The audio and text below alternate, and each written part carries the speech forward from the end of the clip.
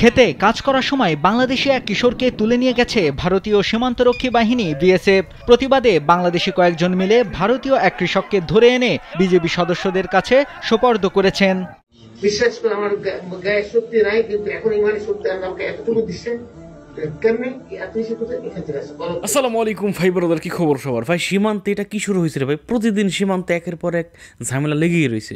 দর্শক, এইবার ভারতের বিএসএফ আমাদের সীমান্তের ভিতরে ঢুকে বাংলাদেশের একজন কৃষককে তুলে নিয়ে গেছে। আবার আমাদের কৃষকরা কি করছে, ভারতের একজন কৃষককে তুলে নিয়ে আমাদের বিজিবির কাছে সোপর্দ করছে। মানে এরকম একটা পরিস্থিতি প্রতিদিন চলতেছে। তো বর্তমানে কী পরিস্থিতি আছে সীমান্তে, আমাদের কাছে একটি ভিডিও আছে, আমরা দেখাবো। দর্শক, লুৎফুজ্জামান বাবর বিএনপির এক সময়ের হিট গরম নেতা, উনি এখন আসলে যেখানে সেখানে ইসলামিক মাইন্ডের বক্তব্য দিচ্ছে। তিনি যদি এখন বিএনপিতে যান তাহলে বিএনপির সাথে খাপ খাওয়াতে পারবে না। দর্শক, কত কথা বলবো না, মানে এই হলো একটা অবস্থা। তো তিনি তার একটা ইসলামিক বক্তব্য ভাইরাল হয়েছে, আমাদের কাছে সেই ভিডিওটি আছে, সেটিও দেখা আগে চলুন দেখে যে সীমান্তে বর্তমানে কী অবস্থা। এরপরে আমরা লুৎফুজ্জামান বাবুরের সেই ভিডিওটি আপনাদেরকে দেখাবো। খেতে কাজ করার সময় বাংলাদেশি এক কিশোরকে তুলে নিয়ে গেছে ভারতীয় সীমান্তরক্ষী বাহিনী বিএসএফ। প্রতিবাদে বাংলাদেশি কয়েকজন মিলে ভারতীয় এক কৃষককে ধরে এনে বিজেপি সদস্যদের কাছে সোপর্দ করেছেন। 24 জানুয়ারি সকাল 10:30টার দিকে দিনাজপুরের বিরল উপজেলার ধর্মপুর ইউনিয়নে এ ঘটনা ঘটে। এ ঘটনার পর দিনাজপুর সীমান্তবর্তী এলাকায় উত্তেজনা বিরাজ করছে। বিজিবি ও বিএসএফ তাৎক্ষণিক পতাকা বৈঠকে বসে। বিকেলে সেই পতাকা বৈঠকের মাধ্যমে দুইজনকেই ফেরত দেওয়া হয়েছে। ভারতীয় যে কৃষককে ধরে আনা হয়েছিল তার নাম নারায়ণ চন্দ্র রায়। তিনি পশ্চিমবঙ্গের দক্ষিণ দিনাজপুর জেলার কুসুমন্ডি থানার পূর্ব মোল্লাপাড়া গ্রামের বাসিন্দা। আর বাংলাদেশ থেকে বিএসএফ সদস্যদের ধরে নিয়ে যাওয়া কিশোরের নাম মোহাম্মদ আলামিন। সে বিরল উপজেলার ধর্মপুর ইউনিয়নের কৈকুড়ি গ্রামের বাসিন্দা।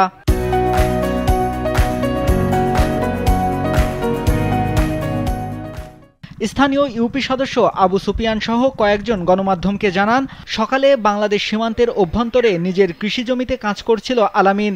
এ সময় বিএসএফ সদস্যদের 6 জনের একটি টিম এসে তাকে মারধর করে ও টেনে হিঁচড়ে তুলে নিয়ে যায়। বিষয়টি জানাজানি হওয়ার পর স্থানীয় কয়েকজন বাসিন্দা ভারতীয় এক কৃষককে তার জমি থেকে ধরে নিয়ে আসে। তারপর বিজেপি সদস্যদের হাতে তুলে দেন। পতাকা বৈঠক শেষে দিনাজপুর 42 বিজিবির অধিনায়ক লেফটেন্যান্ট কর্নেল আহসানুল ইসলাম জানান, 5 বাংলাদেশি অবৈধভাবে ভারত থেকে বাংলাদেশে প্রবেশ করে। বিএসএফ আলামিনকে তাদের সহযোগী ভেবে ধরে নিয়ে যায়। বিষয়টি ভুল বোঝাবুঝি ছিল। আলামিনকে তারা ফেরত দিয়েছে, আর ভারতীয় নাগরিককেও বিএসএফের কাছে ফেরত দেওয়া হয়েছে। দর্শক, আপনারা এখানে দেখতে পেলেন সীমান্তে ভয়ঙ্কর একটা পরিস্থিতি চলতেছে ভাই। এরকম মানে কিছু কিছু ঘটনার সমানেই ঘটতেছে, প্রতিদিনই ঘটতেছে। যাই হোক দর্শক, কত কথা বলবো না, আপনারা আপনাদের মূল্যবান মতামত লিখে যাবেন কমেন্টে, যে আসলে সীমান্তে মানে কী হচ্ছে না, লিখে যাবেন কমেন্ট। দর্শক, এইবার চলুন আমরা লুৎফুজ্জামান বাবরের একটি বক্তব্য দেখে আসি। আপনারা সবাই জানেন তিনি দীর্ঘ 17 বছর জেল থাকার পরে মাত্র কিছুদিন আগে বের হয়েছে। তো তিনি বের হয়ে তিনি মানে চমক মার্কা আজব বক্তব্য দিচ্ছে, যেটি মানে তার কাছ থেকে কেউ আশা করে নাই, যে তার মুখে কোরআন হাদিস, তার মুখে এত চমকপ্রদ বক্তব্য। চলুন আমরা সেই ভিডিওটি দেখে আসি। বিশ্বাস করে আমার গায়ে শক্তি নাই, কিন্তু এখন ইমানি শক্তি আমাকে এতটুকু দিচ্ছে। কেমনি এত বেশি কোথায় এখান থেকে আসছে, কলম থেকে আসছে।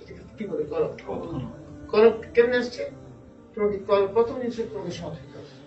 আল্লাহ পাক এখন দুনিয়াতে লিমিটেড স্কাই। আমি 17 বছর জেলে থাকলেও কিন্তু আমি অনেক লেখাপড়া করতে হচ্ছে। তাহলে তো আমি পৃথিবী জানবো না।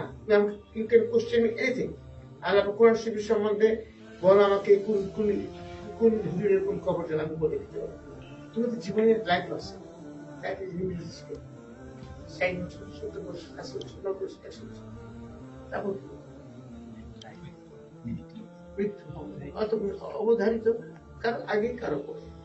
তার এই অল্প টাইমের মধ্যে যে যত কাজ করে যেতে পারে, তার এক্সিলেন্ট তার জীবনের লাইফের মধ্যে তত বেশি থাকে। এবং এমন কিছু কাজ করতে হবে তোমার তোমার নিজের মধ্যে একটা আত্মতৃপ্তি থাকে, আই হ্যাভ ডান সামথিং। এবং তোমার একটা গোল থাকতে হবে, একটা গোল মানে একটা লক্ষ্য, কি হতে চাই। এখন তোমাদের একটু ইবাদত বন্দেগি করতে হবে, 5 ওয়াক্ত নামাজ পড়তে হবে, আমল করতে হবে, এবং তোমাদেরকে একটা ডিসিপ্লিন লাইফ লিড করতে হবে, অর্গানাইজড লাইফ লিড করতে হবে, টাইম ম্যানেজমেন্ট শিখতে হবে, এবং লেখাপড়া করতে হবে, নিজের লেখাপড়া সমৃদ্ধশালী করতে হবে। দর্শক আপনারা এখানে শুনতে পেলেন, এটাই হচ্ছে আমাদের বর্তমানের লুৎফুজ্জামান বাবর। উনি ওই লুকিং ফর শত্রুজ, উনি হয়তো এগুলি আর বলবে না, তিনি মানে এটা শুনতে পেলেন ওনার এটা জেল থেকে বের হওয়ার পরের একটা বক্তব্য। তিনি তার দলের নেতাকর্মীদের অথবা তার এলাকার নেতাকর্মীদেরকে নসিহত করতেছেন যে নামাজ কালাম পড়বা, হ্যান ত্যান, এটা আপনারা শুনতে পেলেন। আপনারা আপনাদের মূল্যবান মতামত লিখে যাবেন কমেন্টে। তো যতটুকু আমরা ভাবতে পারলাম, বুঝতে পারলাম যে বর্তমান যে বিএনপি রাজনীতি, হয়তো তিনি এই রাজনীতির সাথে খাপ খাওয়াতে পারবেন না, কারণ তিনি জেলে যাওয়ার পর অনেক পরিবর্তন হয়েছেন। তার ভিতরে মানে ইসলামী বইঠই পড়ে, মানে জেলে তো কোনো কাজকর্ম ছিল না ভাই, বইঠই পড়ে দিন কাটা দিয়েছে। তিনি সেখানে গিয়ে দাঁড়িয়ে রাখছেন, নামাজ কালাম পড়ছেন। আর আপনারা সবাই দেখছেন যে তিনি যখন আদালতে গেছেন আসছেন, তখন কিন্তু তার মাথায় টুপি ছিল সবসময়, প্রত্যেক সময় তার মধ্যে টুপি ছিল। মানে তিনি এখন 5 ওয়াক্ত নামাজ পড়েন এবং কোরআন হাদিস পড়েন। সেই অনুযায়ী তিনি তার নেতাকর্মীদেরকে সাজেশন দিচ্ছেন। ভালো থাকবেন, সুস্থ থাকবেন এবং এরকম আরও ভিডিও পেতে আমাদের ইউটিউব চ্যানেলটি সাবস্ক্রাইব করবেন। আসসালামু আলাইকুম।